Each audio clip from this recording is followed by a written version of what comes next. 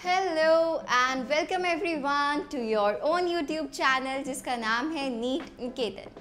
And as you guys know कि अभी हम लोग एनसीईआरटी डिस्कशंस हम लोगों ने शुरू किया है और अभी हम chapter number 1 that is some basic concepts of chemistry के साथ डील कर रहे हैं, राइट। हम क्वेश्चन नंबर 1 से लेके 24 पिछले सेशंस में कर चुके हैं और आज हम शुरू करने वाले हैं last session of this particular exercise, question number 25 to 36. So let's get started. Okay, चलिए देखते हैं कि आज हमें क्या कहाँ से शुरू करना है।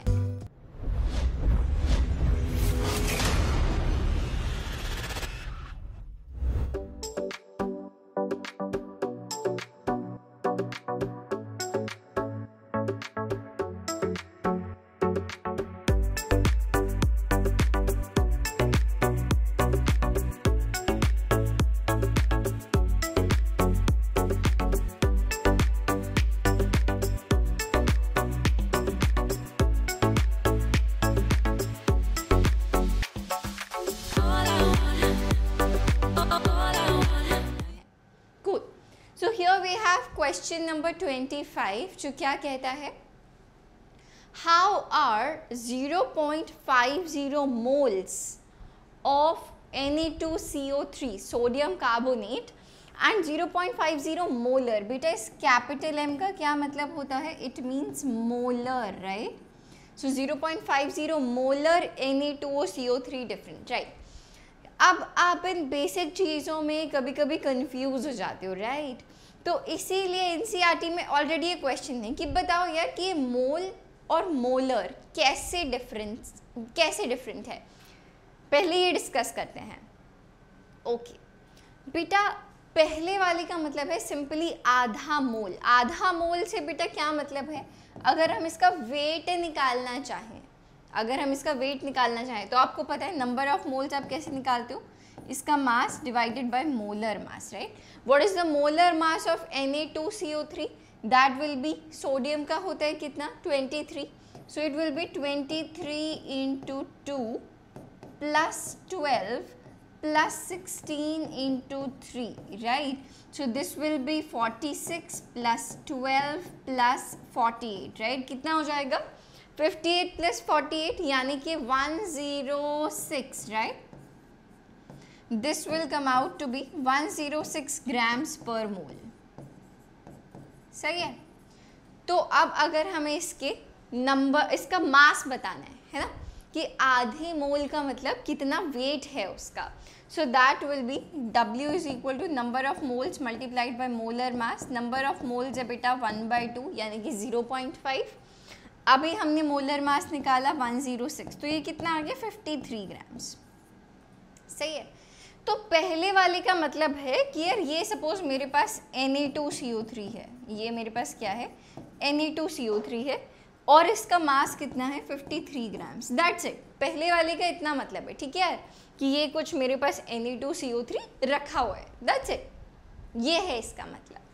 ऑन द अदर हैंड अगर हम दूसरे की बात करें तो इसका क्या मतलब है? 0.50 मोलर, यानी कि मोलैरिटी की बात हो रही है। किसकी बात हो रही है बच्चे? मोलैरिटी की। तो जितना भी number of moles 1 litre solution के अंदर प्रेजेंट होता है उसका मतलब क्या होता है? मोलैरिटी। तो आप यहाँ पे क्या बोलोगे बेटा? 0.50 मोलर मतलब कि आप बोलोगे 0.5 मोल्स ऑफ Na2CO3 यानी कि 0.5 मोल्स अगेन कितना आ गया? 53 ग्राम्स, राइट। आप क्या बोलोगे? 0.5 moles of Na2CO3 is present in 1 litre of its solution, is present in 1 litre of its solution. This is meant by 0.50 molar. सही है। एग्जैक्टली यही चीज़ एक अच्छी रिप्रेजेंटेशन में एज यूजुअल आपके लिए समझा भी दिया, बता भी दिया, दिखा भी दिया। ठीक है भाई, आई डोंट थिंक इसमें कोई परेशानी, कोई दिक्कत होगी। सही है। नेक्स्ट क्वेश्चन देखते हैं। if 10 volumes of dihydrogen gas reacts with 5 volumes of dioxygen gas, how many volumes of water vapor would be produced? So simple and so easy question. हम ऐसे questions पहले भी कर चुके हैं, right? तो यार we have oxygen hydrogen, right, H2 plus O2 क्या देगा यार हमको मिलके? H2O. क्या ये इक्वेशन बैलेंस्ड है? नहीं. पहला स्टेप एज यूजुअल आपको क्या बताया है? मैम इक्वेशन को बैलेंस करना है. So let's balance this. 2H2 plus O2 gives you 2H2O. Now the equation is balanced? Yes. Okay. तो यहाँ से हमें क्या पता चलता है कि मैम जब आप 2 mole for complete reaction 2 mole hydrogen के जब 1 मोल ऑक्सीजन के साथ रिएक्ट करेगा तो 2 मोल क्या बनेगा? वाटर वेपर बनेगा. ठीक है. अभी हमारे पास क्या क्या प्रेजेंट है जरा वो देख लेते हैं. We have 10 volumes of dihydrogen gas and 5 volumes of dioxygen gas. तो हमें बताना है कि वाटर की वॉल्यूम कितनी प्रोड्यूस होगी. बेटा हम इसको लीटर से भी कनेक्ट कर सकते हैं, राइट? सो अच्छा, 1 मोल को 1 मोल ऑक्सीजन गैस को या 1 लीटर या 1 वॉल्यूम ऑक्सीजन गैस 2 लीटर के साथ रिएक्ट करेगा तब जाके 2 लीटर ही H2O गैस बन रहा था. तो यहाँ पे आप सिंपली क्या बोलोगे? 5 मोल 10 के साथ रिएक्ट करेगा और वो 10 वॉल्यूम्स कितना? 10 वॉल्यूम्स H2O बना देगा. सिंपल. पूरी इक्वेशन देखो बेटा बेसिकली 5 से मल्टीप्लाई हो गई है ना? तभी आपके पास 10 लीटर या 10 volumes of dihydrogen, 5 volumes of oxygen and 10 volumes of H2O produce हो जाएगा. Here we have no limiting reagent. यहाँ पे कोई भी लिमिटिंग रिएजेंट नहीं है. क्लियर है? This is a complete reaction कि सारे के सारे हमारे जो रिएक्टेंट्स हैं वो कन्वर्ट हो जाएंगे प्रोडक्ट के अंदर. ठीक है भाई, चलिए. I believe this is also done. 5 volumes of dioxygen to produce 10 volumes of water vapour. ठीक है, जो हमने बताया था वही यहाँ पे भी है. कोई दिक्कत कोई परेशानी नहीं है. आगे देखते हैं. Convert the following into basic units. So basically हमें इसको किस में कन्वर्ट करना है? SI यूनिट्स में. ठीक है, कर देते हैं यार, बहुत इजी. पिकोमीटर को यार आपको किस में करना है? मीटर में करना है. And you already know what that 1 picometre is equal to 10 raise to power -12 metre. अब आपको पिकोमीटर से मीटर में जाना है तो सिंपली इस वैल्यू को आप किससे मल्टीप्लाई कर दोगे बेटा? 10 रेज़ टू पावर -12 से. So this will be 28.7 into 10 raised to power -12 metre, या फिर आप इसी को बोल सकते हो 2.87, है ना? एंड 10 की पावर कितनी हो जाएगी? -11. So this will be 2.87 into 10 raised to power -11 metre. Simply यार ये भी सेम है पिकोमीटर. एग्जैक्टली ऐसे ही करना पड़ेगा. So we have to do 15.15 into 10 raised to power -12. अब ये किस में हो गया? मीटर में हो गया. 1 पिकोमीटर में 10 raised to power -12 metres. So इसको भी आप क्या बोल सकते हो? 1.515 into 10 raised to power -11 metre. Clear है? नेक्स्ट है मिलीग्राम्स. बेटा मिलीग्राम्स को हमें किस में करना है? बेसिक यूनिट क्या होती है इसकी? किलोग्राम्स होती है, राइट?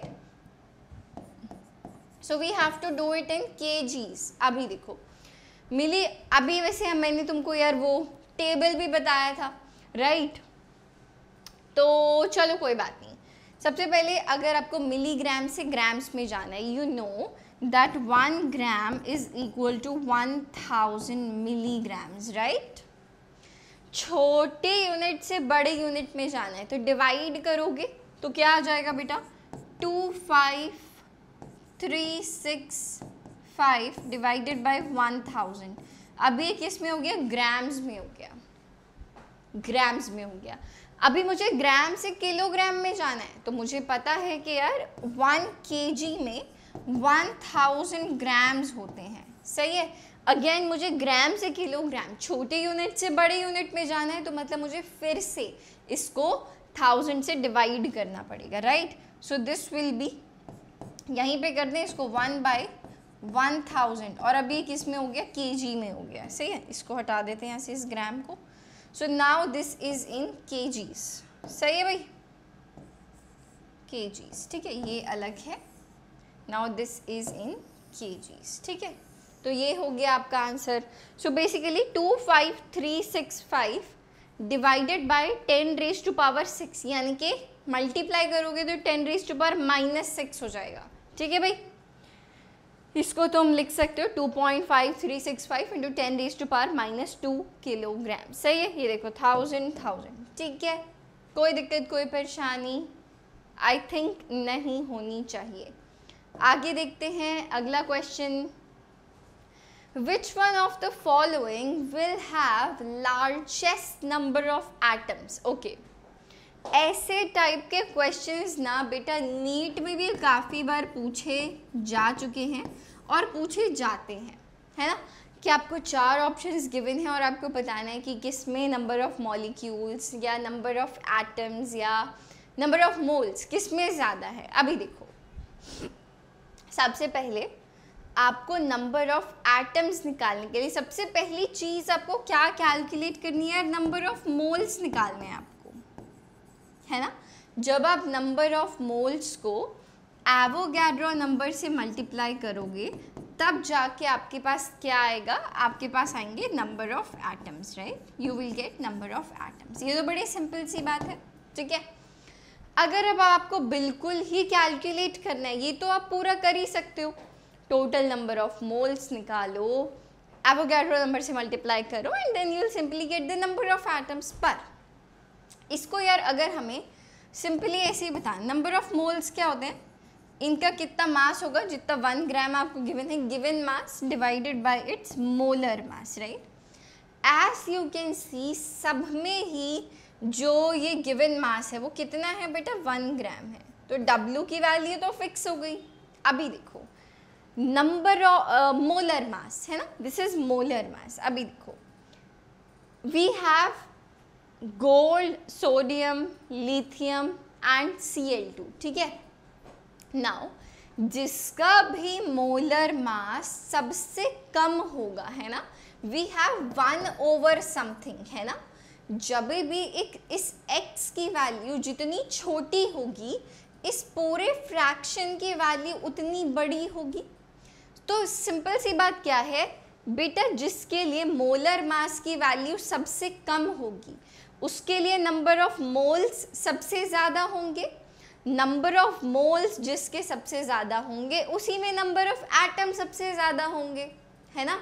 तो बेसिकली यहाँ पे आपको सिर्फ क्या आप देख के जज कर सकते हो कि सबसे कम मोलर मास किसका है, ठीक है। तो यहाँ पे सबसे कम मोलर मास Au 197 होता है, sodium 23, lithium 7, Cl2 35.5 into 2 that is 71। तो सबसे कम किसका आया, लिथियम का आया ना, तो ये लो हो गया, ठीक है। प्रॉपर कैलकुलेशन करनी है तो ये देखो ये रही 1/197 नंबर ऑफ मोल्स निकल गए। नंबर ऑफ मोल से अगर एटम निकालने हैं तो मल्टीप्लाई कर दिया एवोगैड्रो नंबर से, सिंपली 1/23, 1/7, 1/71। सबसे छोटी वैल्यू किस फ्रैक्शन की आई है, देखो 1/7। तो आप सिंपली क्या बोल सकते हो, lesser the molar mass more higher will be the number of moles and hence more will be the number of atoms। Clear है, आई बिलीव यस। आपको पूरी कैलकुलेशन भी बता दी और सॉल्व कैसे करना है सिर्फ देखते ही वो भी आपको पता चल चुका है, ठीक है। प्रोवाइडेड आप number of moles, number of molar mass, sorry molar mass की वैल्यू जब आप सबसे कम देख रहे हो, आप कब देख रहे हो कि बेटा ये वेट की वैल्यू फिक्स है, प्रोवाइडेड व्हाट कि जो वेट की वैल्यू थी W जो था वो फिक्स था, देख रहे हो 1 ग्राम 1 ग्राम 1 ग्राम 1 ग्राम। अदरवाइज आपको प्रॉपरली देखना पड़ेगा कि फ्रैक्शन की वैल्यू यानी कि जो नंबर ऑफ मोल्स हैं वो किस में सबसे ज़्यादा है? जिसमें नंबर ऑफ मोल सबसे ज़्यादा, उसमें नंबर ऑफ एटम्स या नंबर ऑफ मॉलिक्यूल्स भी सबसे ज़्यादा प्रेजेंट होंगे। क्लियर है? I believe so. नेक्स्ट देखिए question number 29। Calculate the molarity of a solution of ethanol in water in which mole fraction of ethanol is 0.040. Assume the density of water to be 1. तो यार यहाँ से हम क्या मान सकते हैं कि जो हमारा सॉल्यूशन है ना वो बहुत डाइल्यूट है, right? The solution is very dilute. क्यों? बहुत कम मोल फ्रैक्शन है यहाँ पे इथेनॉल का, ठीक है? तो जो सॉल्यूशन है it is a very dilute solution, ठीक है? सो बेसिकली यहाँ पे हमें मोल फ्रैक्शन गिवन है और हमें मोलैरिटी निकालनी है, ठीक है? तो देखो मोल फ्रैक्शन का यार क्या मतलब होता है? आप बोल सकते हो number of moles of ethanol over number of moles of ethanol plus number of moles of water, है ना? Total number of moles water plus ethanol, right? ये इथेनॉल, ठीक है? This value is given to be 0.040, ठीक है? Now suppose हमारे पास अगर हम 1 लीटर सॉल्यूशन के बारे में ही बात करते हैं, ठीक है? If we talk about only 1 litre of solution, देखो डेंसिटी ऑलरेडी यहाँ पे 1 गिवन है, ठीक है? So if we talk about 1 litre of solution, तो जितने उसमें number of moles of ethanol present होंगे वही उसकी मोलैरिटी कहलाएगी, ठीक है? तो since the solution is very dilute, इसका क्या मतलब है कि मेजरली उसमें सिर्फ और सिर्फ वाटर प्रेजेंट है, ठीक है? तो इन 1 लीटर ऑफ सॉल्यूशन उसमें कितने नंबर ऑफ मोल्स प्रेजेंट होंगे? गिवन मास, आप क्या बोल सकते हो? 1000 ग्राम्स, बेटा डेंसिटी 1 गिवन है, over given mass divided bye molar mass, it is 18, ठीक है? तो यार 1000 ओवर 18 कितना आ गया? 55.55 मोल्स प्रेजेंट हैं किसके? वाटर के, ठीक है? जब आप ये वैल्यू इसमें पुट करोगे, ठीक है? Put this value in your NW की वैल्यू है ना बेसिकली ये number in 1 litre of solution, number of moles of water, है ना? ये निकाला है हमने। तो देखो इसका सॉल्यूशन भी देख लेते हैं, ठीक है? ये देखो ये नंबर ऑफ मोल्स निकल गए हमारे पास। अब देखो यार जब आप यहाँ पे NW की वैल्यू, ये number of moles of ethanol है ना, जो यहाँ पे NC2H5OH लिखा है, जब आप इसकी वैल्यू कितनी पुट करोगे? 55.55, तो देखो क्या होगा? आप बोल सकते हो क्या? 55.55 over, sorry this is number of moles of ethanol, my bad, number of moles of ethanol over total number of moles के लिए number of moles of ethanol plus number of moles of water, ठीक है? ये value हमें कितनी given है? 0.040, ठीक है? जब आप बेटा क्रॉस मल्टीप्लाई करोगे तो क्या होगा? ये इधर उठ के चला जाएगा, भेज दें इसको उधर, ठीक है? भेज देते हैं, चलो। You can say number of moles will be equal to 0.40 into n plus 55.5, सही है? जब आप बेटा मल्टीप्लाई करोगे तो क्या आएगा? आप बोलोगे n is equal to 0.040n plus 0.040 into 55.5। जब आप इसको कैलकुलेट करोगे this will come out to be 2.22, ठीक है? n माइनस 0.040n, ये कितना आएगा बेटा? 0.96n, है ना? 0.96n is equal to 2.22। तो जब आप यहाँ से n की वैल्यू निकालोगे, n कितना आ जाएगा?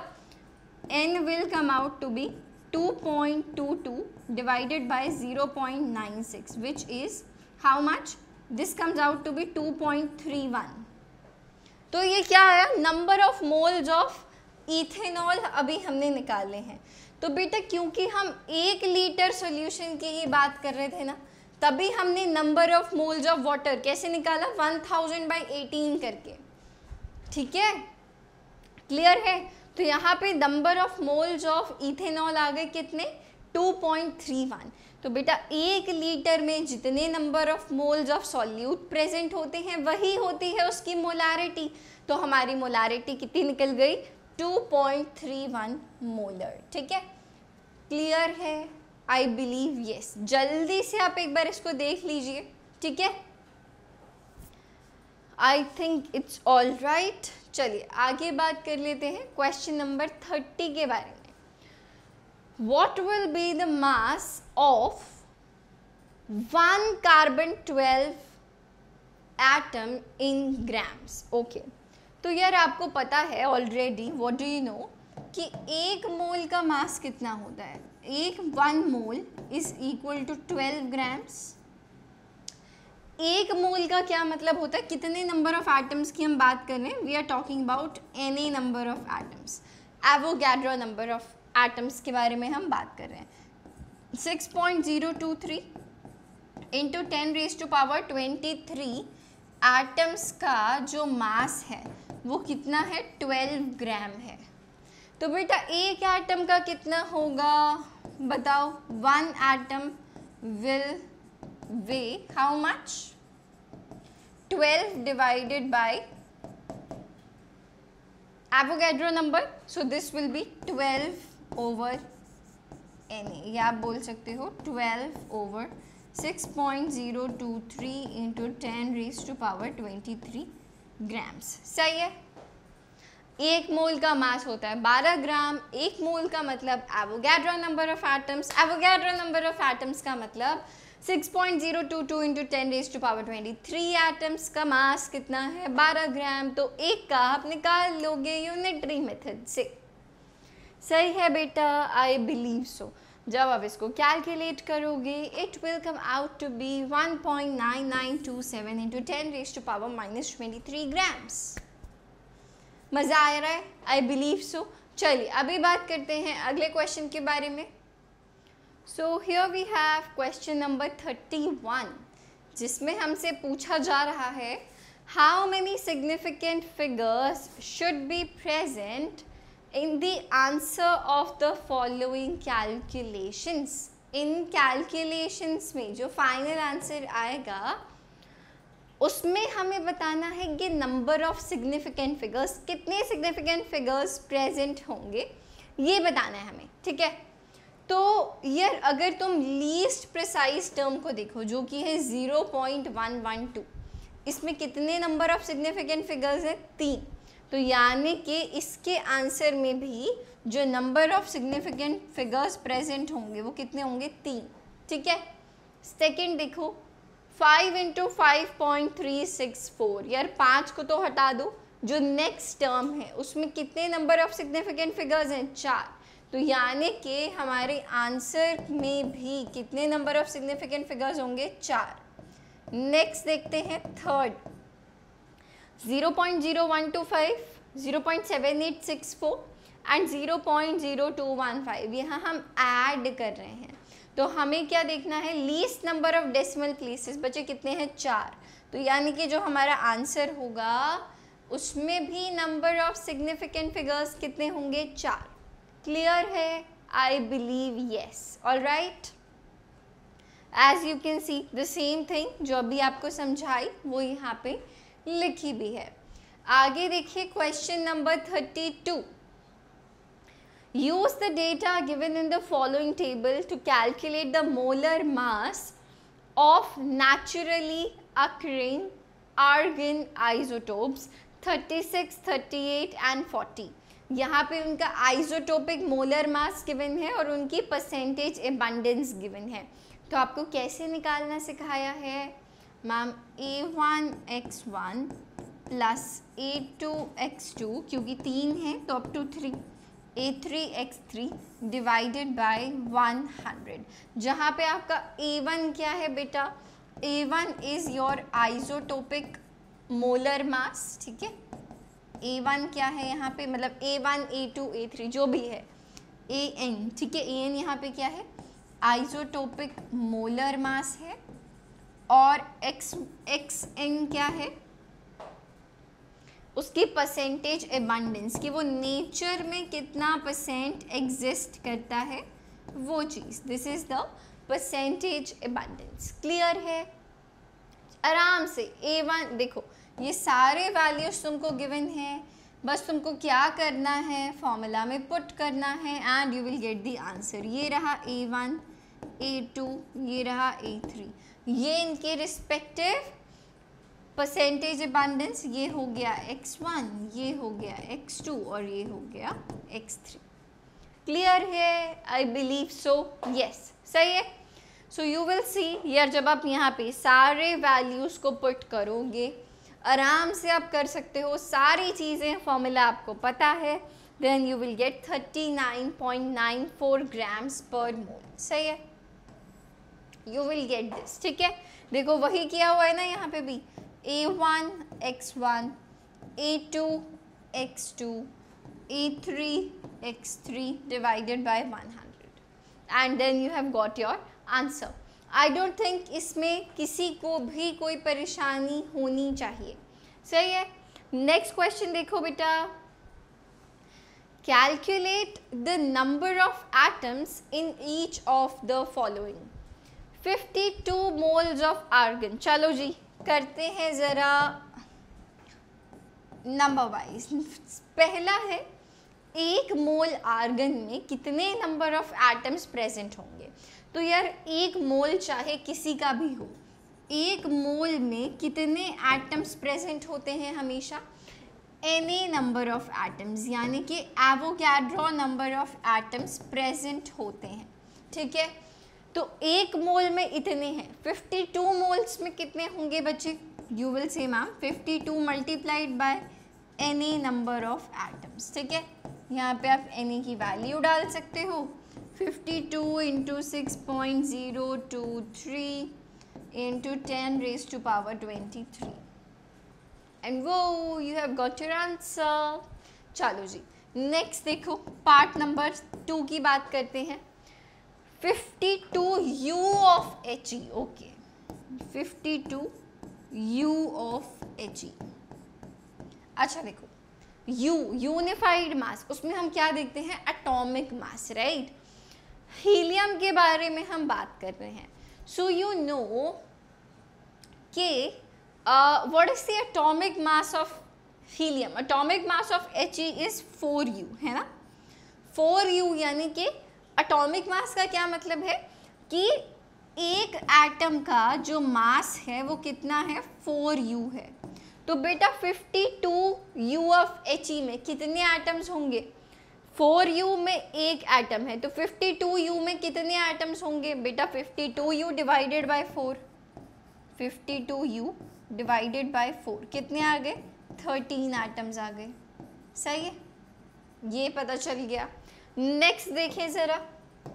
ठीक है जी, नेक्स्ट देख लेते हैं यहीं पे part number 3.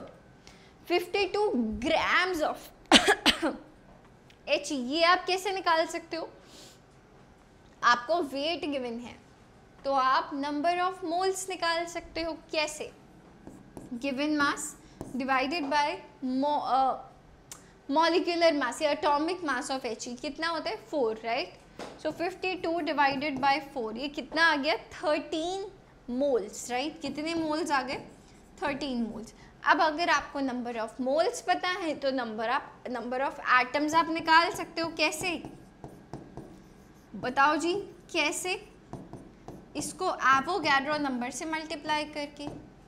13 into 6.02 into 10 raised to power 23. That's it and you have got your answer. Clear है? I think so. यहाँ पे एग्जैक्टली वही चीज़ आपको गिवन है जो जस्ट अभी आपको समझाइए. जल्दी से इसको देखिए फिर हम आगे बढ़ते हैं. Next question is question number 34. देखते हैं इसको. A welding fuel gas contains carbon and hydrogen only. ठीक है, गैस है वेल्डिंग फ्यूल गैस जिसमें सिर्फ और सिर्फ कार्बन है और हाइड्रोजन है. Burning a small sample of it in oxygen gives 3.38 gram carbon dioxide, 0.690 gram of water and no other products. ठीक है, तो यार यहाँ से सबसे पहले हमें क्या पता चलता है, it must be a hydrocarbon, है ना, कि जो भी हमारा प्रोडक्ट है, जो भी हमारा वेल्डिंग फ्यूल गैस की जो कॉम्पोजिशन है वो क्या है, it's a hydrocarbon, it's a hydrocarbon. ठीक है, क्योंकि आपको ऑलरेडी बताया गया है कि उसमें कार्बन एंड हाइड्रोजन है एंड उसको बर्न करके सिर्फ और सिर्फ हमें कार्बन डाइऑक्साइड और वाटर मिल रहा है। A volume of 10 litre measured eight STP of this welding gas fuel is found to weigh 11.6 grams. So we have to calculate the empirical formula, the molar mass of the gas and the molecular formula of the gas. अच्छा देखो, एक simple से उसमें ना पहले data को अगर लिखा जाए, so we have something, this is the welding fuel gas CXHY। ठीक है, जब आप इसको ऑक्सीजन के साथ बर्न करते हो तो आपको क्या मिल रहा है, CO2 प्लस H2O मिल रहा है। ठीक है, क्लियर है? यस, हमें 3.38 ग्राम कार्बन मिल रहा है, 3.38 ग्राम कार्बन मिल रहा है, H2O कितना मिल रहा है, 0.690 ग्राम्स। ठीक है, इसके अलावा हमें क्या डेटा पता है कि जब हमने 10 लीटर इस गैस का लिया एट STP, तो इसका जो वज़न था वो कितना था, 11.6 ग्राम्स था। ठीक है, दिस वाज 11.6 ग्राम्स। अभी देखो हमें क्या क्या निकालना है, empirical formula, molar mass of the gas and molecular formula. सबसे पहले यार अगर मैं सेकंड पे फोकस करूँ, molar mass of the gas पे, इसको मैं सबसे इजीली यहीं पे निकाल सकती हूँ। This is the given volume 10 litre divided by the molar volume. बेटा कितनी होती है, 22.4 लीटर्स। ठीक है, that's how you calculate the number of moles. Yes ma'am, ये नंबर ऑफ मोल्स आ गए। ठीक है, इसी को मैं मास के टर्म्स में भी लिख सकती हूँ। ठीक है, इसका गिवन मास, इस इतने नंबर ऑफ मोल्स में का मास कितना है, 11.6 grams, right, 11.6 grams.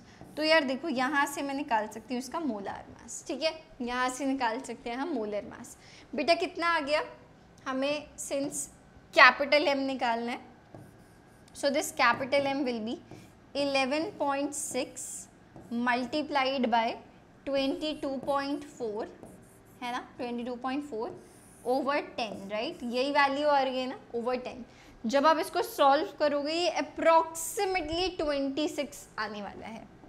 Solve this and you will get it as 26 grams per mole. तो ये निकल गई हमारी क्या चीज़, this, that's what we have got the molar mass of the gas. ठीक है, अभी क्या क्या पता करना है, एम्पेरिकल फॉर्मूला पता करना है और मॉलिक्यूलर फॉर्मूला पता करना है। ठीक है, नाउ अगर किसी तरीके से मुझे एम्पेरिकल फॉर्मूला पता चल जाए तो मुझे एम्पेरिकल फॉर्मूला मास पता चल जाएगा। तो मुझे अगर एम्पेरिकल फॉर्मूला मास पता है, मुझे मोलर मास पता है, तो मैं मॉलिक्यूलर फॉर्मूला निकाल सकती हूँ। ठीक है, so now let's focus on empirical formula. ये हम यहीं पे लिखेंगे बिकॉज इसकी कैलकुलेशन थोड़ी सी कॉम्प्लिकेटेड है। ठीक है, इसको अच्छे से समझते हुए देखते हैं। आओ लेट्स सी दिस। ठीक है, नाउ आपको पता है कि 3.38 ग्राम कार्बन डाइऑक्साइड जो है वो रिलीज हो रही थी, सही है। तो हम इसमें इतने ग्राम CO2 में कितना कार्बन प्रेजेंट है हम वो निकाल रहे हैं। तो कैसे निकालेंगे, कार्बन का मास 12 डिवाइडेड बाय 44, CO2 का मास मल्टीप्लाइड बाय कितने, किसका हमें देखना है कि 3.38 ग्राम CO2 में कितने ग्राम कार्बन मौजूद है। तो यार ये निकल गया 0.9281 ग्राम्स कार्बन प्रेजेंट है। सिमिलरली हम निकाल लेंगे कि जो ये 0.690 ग्राम वाटर बना था, इसमें कितना ग्राम हाइड्रोजन प्रेजेंट है। तो देखो सेम 2/18 मल्टीप्लाइड बाय 0.690, सही है, कितना आ गया मैम, 0.0767 ग्राम्स क्या प्रेजेंट है, हाइड्रोजन प्रेजेंट है, और ये क्या था, कार्बन। ठीक है, क्योंकि अब जो हमारा कंपाउंड है, जो हमारी वेल्डिंग फ्यूल गैस है, हमें पता है कि यार उसमें सिर्फ और सिर्फ कार्बन है और हाइड्रोजन है, ठीक है। तो आप total mass of the compound निकाल सकते हो। कौन सा कंपाउंड, ये हम बात कर रहे हैं वेल्डिंग फ्यूल गैस की, we are talking about welding fuel gas की, ठीक है, ये निकल गया। सो जब आप इसको ऐड करोगे तो टोटल इसका मास आ जाएगा, किसका, वेल्डिंग फ्यूल गैस का। अभी हम क्या कर रहे हैं, अभी हमें उस कंपाउंड का मास पता है। अब मैं क्या कैलकुलेट कर रही हूँ, इस कंपाउंड में कितना % कार्बन है और कितना % हाइड्रोजन है इस कंपाउंड में, ठीक है। तो बेटा कैसे निकालेंगे मैम, मास ऑफ कार्बन, ये देखो अभी निकाला, mass of carbon divided by total mass of the compound multiplied by 100। क्यों, क्योंकि हम परसेंटेज निकाल रहे हैं। Mass of carbon divided by mass of compound multiplied by 100, mass of hydrogen divided by mass of compound multiplied by 100। तो ये देखो respectively आपको मिल गया percentage of carbon in the compound and percentage of hydrogen in the compound, ठीक है। अब यहाँ पे मान लो कि let's assume that we have only 100 gram of compound, ठीक है। We can say let's assume 100 gram of compound, यार हमारे पास ना 100 ग्राम ही कंपाउंड है, तो हम क्या बोल सकते हैं कि यार 100 ग्राम कंपाउंड में से 92.32 ग्राम्स कार्बन होगा और 7.68 ग्राम्स हाइड्रोजन होगा, ठीक है।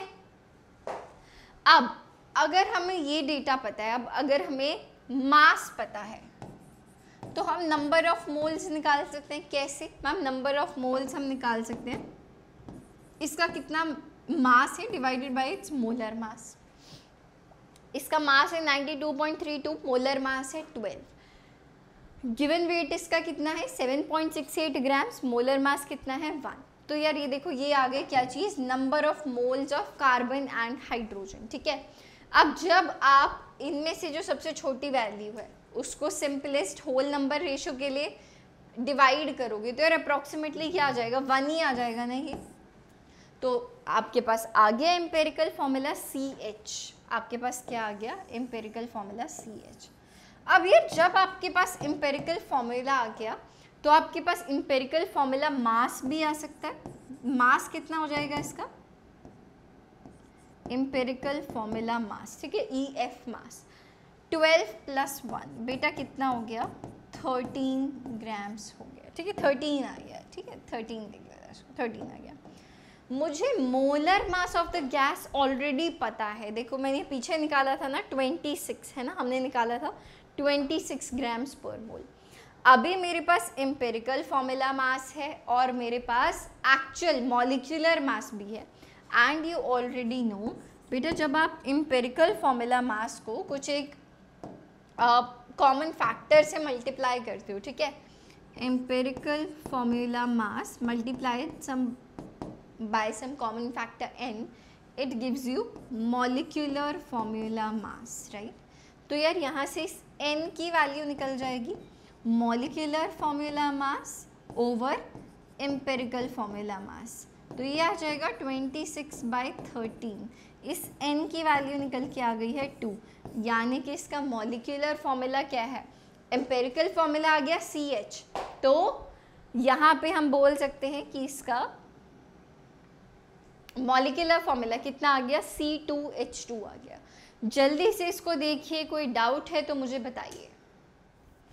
Let's talk about question number 35 now, जो क्या कह रहा है यार, calcium carbonate reacts with aqueous HCl to give CaCl2 and CO2 according to this equation, according to this reaction. This is already balanced, right? What mass of CaCO3 is required to react completely with 25 ml of 0.75 molar HCl? Okay, तो यार हमें क्या given है, CaCO3 plus 2HCl is giving us CaCl2 plus CO2 plus H2O, ठीक है. This equation is already balance, ठीक है. हमें बताना है कि कितना मास, यानी कि ग्राम्स में हमें आंसर करना है कि कितने ग्राम्स CaCO3 जो है कंप्लीटली रिएक्ट कर पाएगा HCl 25 ml HCl जिसकी मोलारिटी है 0.75 मोलर, ठीक है. नाउ ये सबसे पहले अगर आप बैलेंस्ड इक्वेशन को देखो तो यू विल सी कि मैम 2 मोल HCl जो है 1 मोल CaCO3 के साथ कंप्लीटली रिएक्ट करता है. आप क्या बोलोगे कि ma'am 2 moles HCl completely reacts with 1 mole of CaCO3, यानी कि एग्जैक्टली आधा मोल उसका लग रहा है, ठीक है. आधा मोल उसको चाहिए अपने से, HCl से आधा मोल रिएक्ट करेगा CaCO3 का फॉर द कंप्लीट रिएक्शन, ठीक है. तो यार ये तो मैंने रिएक्शंस को देख के बता दिया, ठीक है. बट डेटा के हिसाब से मेरे पास कितने number of moles of HCl present है, how many number of moles do I have.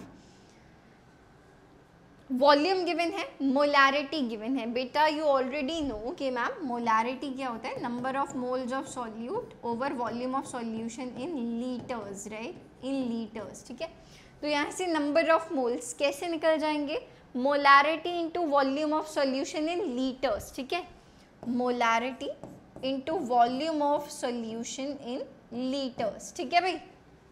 तो देखो मोलारिटी कितनी है ma'am 0.75 multiplied by volume of solution in litres, बचे कितनी आ जाएगी 25/1000, है ना, 25/1000, ठीक है. सही है. ये आ गया क्या चीज़, number of moles of HCl आए हैं अभी. अब यार देखो तुम ना इस कैलकुलेशन पे फोकस रखना, ठीक है. सही है. ये आ गए number of moles of HCl, ठीक है. इतने आगे देखो, आगे HCl से हाफ नंबर ऑफ मोल्स जो है रिएक्ट करेंगे CaCO3 के. तो यार मेरे को अगर number of moles of CaCO3 निकालना है so I have to divide it by 2, right. तो I can say multiplied by 1/2, 0.5 से मल्टीप्लाई करना पड़ेगा ना. 2 मोल HCl 1 मोल CaCO3 के साथ रिएक्ट करेगा, x moles HCl x/2 CaCO3 के साथ कंप्लीटली रिएक्ट करेगा. तो इसलिए यहाँ पे 1/2 से मल्टीप्लाई कर दिया, ठीक है. तो ये पूरा क्या बन गया, number of moles of CaCO3. अब देखो यार मेरे पास number of moles of CaCO3 आ गए, ठीक है. नंबर ऑफ मोल्स को मैं और क्या लिख सकती हूँ, इसका मास कितना होगा divided by its molar mass, right. मुझे एक्चुअली क्या चाहिए, मुझे ये वेट की रिक्वायरमेंट है, राइट. मुझे ग्राम्स में यहाँ बताना है. तो that will B number of moles into molar mass, ठीक है. Number of moles I already have, ठीक है. अगर मैं इस नंबर ऑफ मोल्स को मोलर मास ऑफ CaCO3 से मल्टीप्लाई कर दूंगी तो मेरा फाइनल आंसर मेरे पास आ जाएगा. What is the molar mass of CaCO3, 40 for calcium, 12 for carbon, 16 into 3 48 for oxygen. बेटा कितना हो गया 100 हो गया ये, ठीक है. So into 100, that's it, you have your final answer in single calculation. यहाँ से देखो ये 0 ओहो मल्टीप्लाइड बाय 100 इट वॉज, ठीक है. दिस वॉज CaCO3, ठीक है. ये कैंसिल आउट हो जाएगा, 0.75 into 25 divided by 20, that is your final calculation, that's it, and you will get the mass of CaCO3 required. 0.9375 आता है, 0.9375, ये आ गया हमारा जवाब, ठीक है. Number of moles of HCl निकाले, मोलारिटी इंटू वॉल्यूम से 1/2 से मल्टीप्लाई किया क्योंकि आधे नंबर ऑफ मोल CaCO3 के रिक्वायर्ड थे. Number of moles of CaCO3 को मोलर मास से मल्टीप्लाई किया ताकि हमारे पास W आ जाए, number of moles into molar mass, molar mass. तो ये वेट आ गया, ठीक है भाई. तो यहाँ पे ये रहा तुम्हारा फाइनल आंसर. देख लीजिए आई डोंट थिंक इसमें कोई परेशानी है. फटाफट से देखो last question of our exercise. Let's discuss the last question. Chlorine is prepared in the laboratory by treating manganese dioxide MnO2 with aqueous hydrochloric acid according to this reaction, which is already balanced. Okay, how many grams of HCl react with 5 gram of manganese dioxide? Okay, so we have 4 HCl plus MnO2, it gives you 2H2O plus MnCl2 plus Cl2. ये हमें मिल रहा है. हमें क्या बताना है, कितने grams HCl react करेगा 5 ग्राम 5 ग्राम MnO2 के साथ. ठीक है भाई, 5 ग्राम MnO2 के साथ. ठीक है, 55 प्लस 32 दैट इज 87. तो यार इसके नंबर ऑफ मोल्स आ गए 5/87. ठीक है, 1 मोल MnO2 को 4 मोल HCl की रिक्वायरमेंट है फॉर द कंप्लीट रिएक्शन. ठीक है, 1 मोल MnO2 को 4 मोल HCl की रिक्वायरमेंट है. ठीक है, तो 5/87 मोल्स को कितने मोल HCl की रिक्वायरमेंट होगी? Number of moles of HCl बेटा कितने आ जाएंगे? 5/87 मल्टीप्लाइड बाय 4, राइट. 1 मोल को 4 मोल चाहिए, तो इतने मोल को multiplied by 4 mole of HCl की ज़रूरत है. नंबर ऑफ मोल्स आ गए बेटा, इसका वेट निकाल दो बस. ये आ गए number of moles. Number of moles को ही मैं क्या लिख सकती हूँ? Given mass divided by its molar mass, right. तो जब मैं इसको मोलर मास ऑफ HCl से मल्टीप्लाई कर दूंगी, I will get the answer. So यहाँ से molar this weight W will come out to be 5/87 into 4 into this molar mass of HCl, क्योंकि हम HCl के बारे में बात कर रहे हैं. कितना आ जाएगा? 35.5 प्लस 1 यानी कि 36.5. बस solve. This is your final answer in grams. Just calculate it and that's your final answer. ठीक है, देखो जी एग्जैक्टली वही चीज़ की है, हाँ कि ना? Yes. So here we are done with the exercise of chapter number 1. I'll see you soon in the next session. Till then, bye bye and keep learning.